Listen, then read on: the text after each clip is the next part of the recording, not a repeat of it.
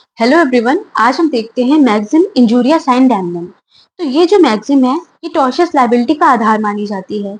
इस मैक्सिम में इंजूरिया का अर्थ होता है इंजरी यानी वॉल्यूशन ऑफ लीगल राइट, और डैमनम का मतलब होता है डैमेज यानी एक्चुअल लॉस।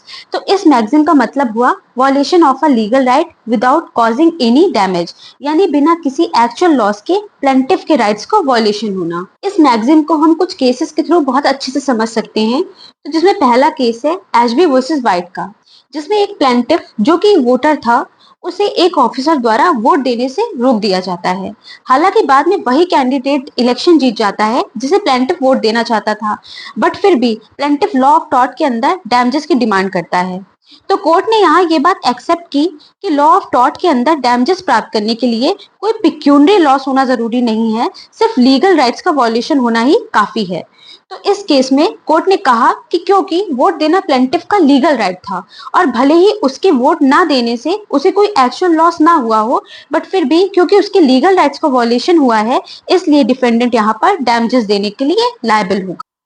नेक्स्ट केस है Bhim Singh versus state of Jammu and Kashmir का, जिसमें जम्मू और कश्मीर के एक एमएलए को अरेस्ट कर लिया जाता है और जिससे वो असेंबली का सेशन अटेंड नहीं कर पाते।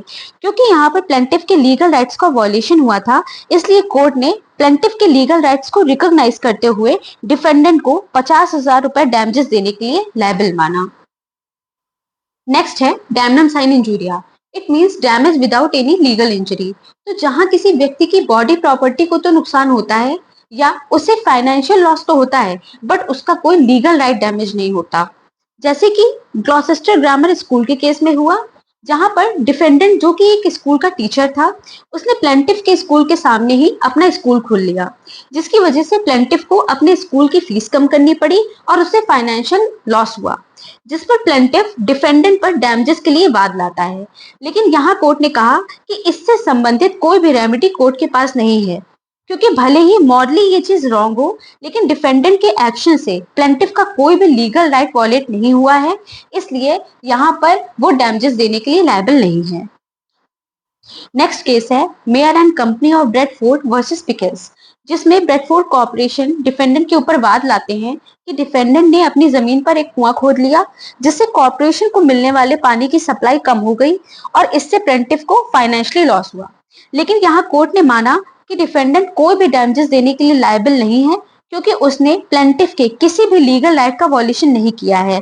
उसने जो भी किया है अपनी भूमि पर किया है, इसलिए यहाँ डैमडम साइन इंजूरिया का मैगजिम अप्लाई हो जाएगा। आई होप आपको आज का ये लेक्चर क्लियर होगा।